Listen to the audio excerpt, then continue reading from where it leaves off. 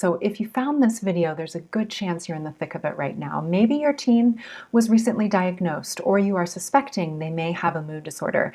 I bet you've been watching them struggle for years and you feel exhausted, overwhelmed, and maybe heartbroken. Maybe you're questioning everything, your parenting, your choices, yourself, their future. And if that's you, you're in the right place. And today I want to offer a way to begin making sense of this illness. And the first idea is to replace the notion that a mood disorder is something your child can just push through or control, that with enough willpower, the right attitude, or better choices, they could snap out of it, that it's a character issue or a parenting mistake. But mood disorders are a medical illness. When you can genuinely hold that belief that your child's anger, their shutdown, their emotional meltdowns are symptoms of an illness, not choices, something can open up. You can stop reacting as much, thinking, what's wrong with them? And start asking, what's going on right now? And what might they need? What are they saying they need? And what do I have the capacity to do? So you move from blame, losing your temper, feeling hopeless towards something more centering, understanding, connecting, supporting, working with. So conditions like depression, bipolar disorder, some anxiety disorders, these are brain disorders. They affect how the brain regulates emotions, energy, thoughts, and behaviors.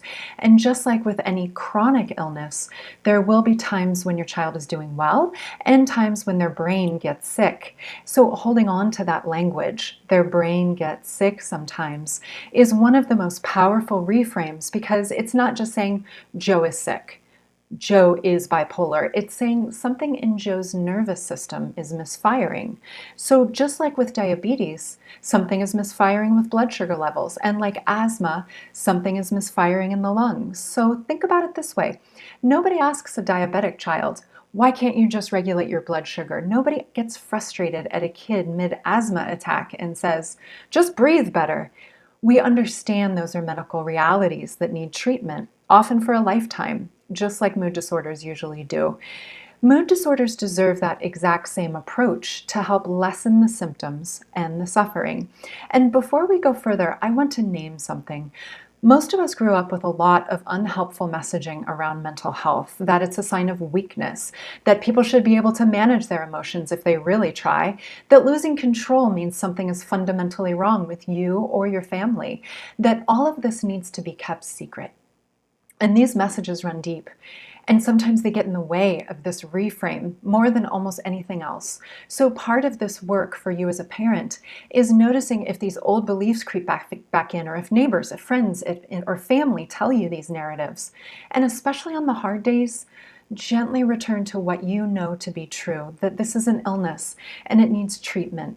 So if they can't go to school, if they're panicking about going to school, if they're so depressed they can't get out of bed to go to school, if they're being really impulsive and angry and could not function at school, then they don't go to school that day, because their mental health needs stabilizing before they have to fit into the school's expectations. And here's where I want to get really practical, because this is where parents can struggle a lot. When you're in the middle of it, when your child is screaming at you, won't get out of bed, melting down over something that seems small, hey, in the car while you're driving, let's add that. It feels like bad behavior. It feels personal. It can feel like manipulation or defiance, or like they just don't care. And it sure can send us into anger, shutdown, whatever. So that you have the skills to navigate the really tough moment. Understand this bedrock concept. Look at every challenging behavior, especially if they just got diagnosed, as a symptom. When you see the angry outbursts, that's a symptom. When they can't get out of bed, that's a symptom. Emotional meltdowns that seem completely out of proportion, symptom. Reckless, impulsive behavior, symptom. Isolating, going quiet, losing interest in everything they used to love, symptom. These behaviors are telling you something is off and they need help. Now, this doesn't mean there are never consequences. It doesn't mean we throw out all structure or accountability, but it does mean that in the middle of an episode, we respond differently than most parenting books would suggest, because those books weren't written for families navigating mood disorders. And I'll get to that in another video. But that shift from blame to investigation, then taking the best action you know how to do, can change the entire dynamic between you and your child. Now, I also want to acknowledge something that doesn't get talked about enough. the grief that can come with a child with a mood disorder, which oftentimes is a lifelong chronic illness. Not that it can't be treated, but that it probably won't ever fully go away. And when you accept this fact, you may also have to grieve the idea of who you thought they'd be or how you thought this would go. And that grief is real, it's valid. And it doesn't mean you love your child any less, and it doesn't mean they can't have a thriving, successful life. It just means, well, there's going to be ups and downs, there's going to be cycles.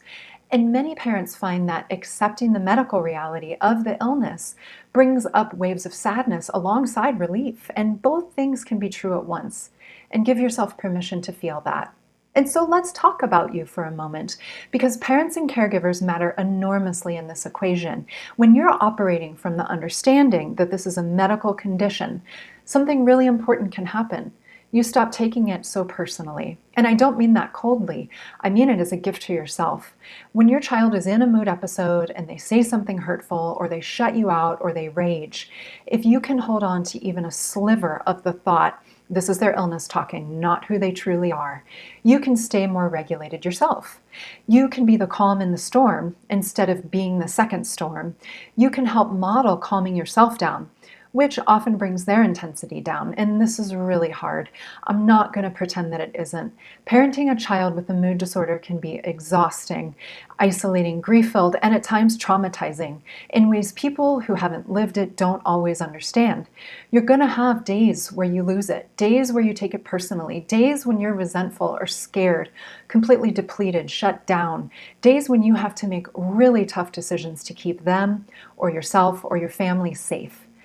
But having this way of looking at things, my child has an illness, these are symptoms, they need support, gives you something to anchor into. And understanding that mood disorders means there will be cycles of stability and also cycles of episode. We can't always take away their suffering, but we can have the hard times be less frequent and less consuming for everyone. So how do you bring this into your relationship with your child? Kids and teens with mood disorders often carry a lot of shame and confusion and fear. They know something different is different about them. They've often been told explicitly or implicitly that they're too much, too sensitive, out of control, a problem, weird. They may feel deep regret after a rage episode, or sometimes not even remember their behavior during an episode, which adds its own layer of confusion.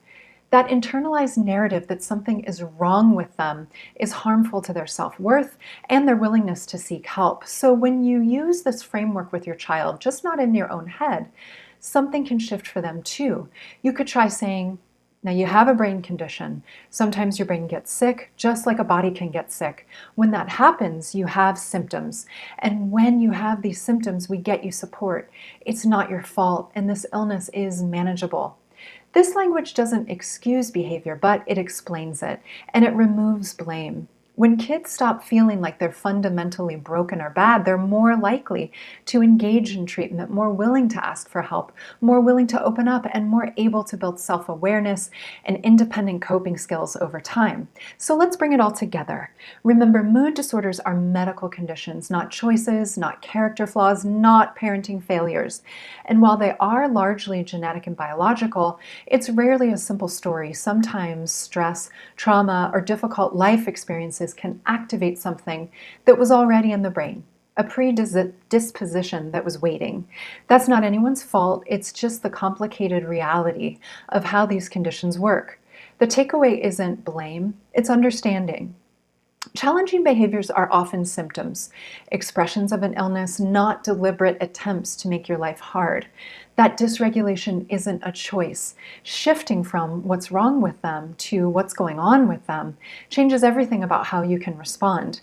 And stepping back to look at things more objectively creates space for compassion, connection, healing, and growth. This work is hard, but you're doing it. The fact that you're here watching this, trying to understand, that matters enormously to your child, even if they don't notice or can't tell you right now. I hope this was helpful today. Drop a question or comment below. I'd love to hear from you. And if this resonated with you, please share it with another parent who you think might need it, because none of us should be navigating this alone. Thanks for watching, and remember, you're not alone.